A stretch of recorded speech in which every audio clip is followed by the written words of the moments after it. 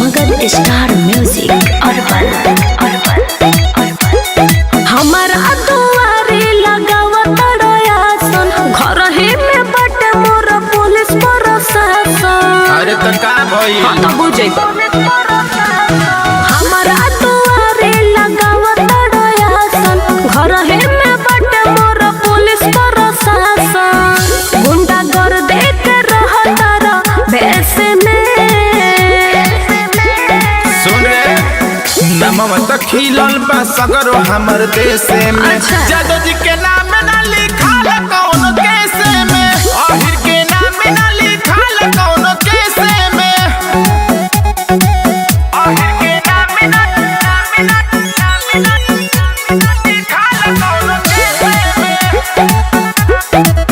आहिर के नाम ना लिखल कौन कैसे में। कितना बड़ाई करेला ये बाबू अपना जुबानवा पर खाना काबू। अरे इज्जतिए ऐसन ह चुप रह। होई मरल हिरान सब देवेला ध्यान, जहाँ जाई लोग देखिए के करे प्रणाम।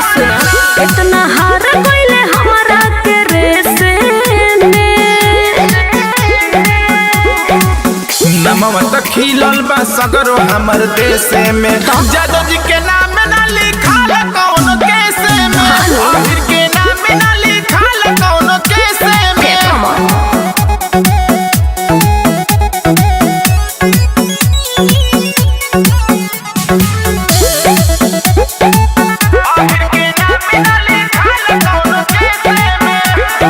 रंगदारी करे में बाबू चल जाइब जेल हो, बनो तारा शेर पंकज होई न बेल हो।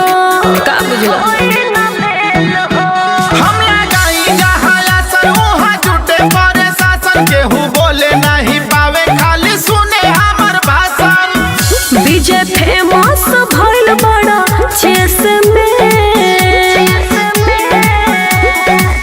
नमव त खिलल बा सगरो हमर देश में।